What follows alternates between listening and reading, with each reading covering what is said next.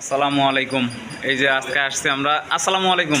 ওয়ালাইকুম কি খবর ফারুক ভাই, কেমন আছেন? আছি ভালো। বলেন। হ্যাঁ বলেন, বৃত্তান্ত কি হয়েছিল আপনার এই গরুর, এখন কি অবস্থা? এই গরুটা তো স্যার দীর্ঘ 1 বছর দুধ দিচ্ছে। দুধ দেওয়ার পর মানে হিটে আসতেছিল না, পরে 1 বছর পরে হিটে আসছে এবং একবার দুইবার 6বার হিট আসছে। আমি 6বারে সিমেন্ট দিচ্ছি কিন্তু কনসেপ্ট করেনি। তারপরে তো স্যার ওই আপনাকে কল করলাম, আপনি আসলেন, আপনি এসে ভিতরে হাত দিয়ে দেখলেন যে ভিতরে শীত হচ্ছে, আরও কিছু সমস্যা ছিল।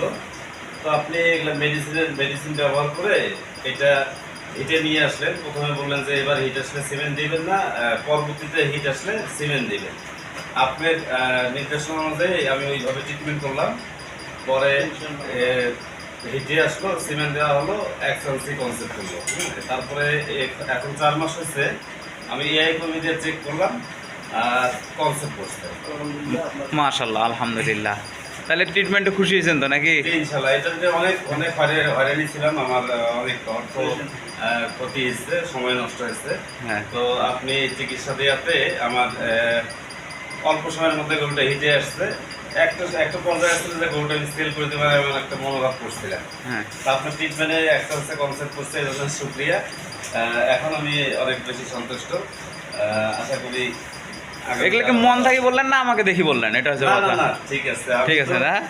জি, যে যতগুলো গরু আছে সবগুলো কম বেশি ট্রিটমেন্ট করি আপনার কাছে। এখন আপনার 3টা গরুই প্রেগনেন্ট না? তিনটাই প্রেগনেন্ট আছে। মাশাআল্লাহ, আলহামদুলিল্লাহ। আপনার খামারের উত্তর অনেক উন্নতি হোক, আমরা এই দোয়া করি। ঠিক আছে, ধন্যবাদ ফারুক ভাই। আসসালামু আলাইকুম। আচ্ছা।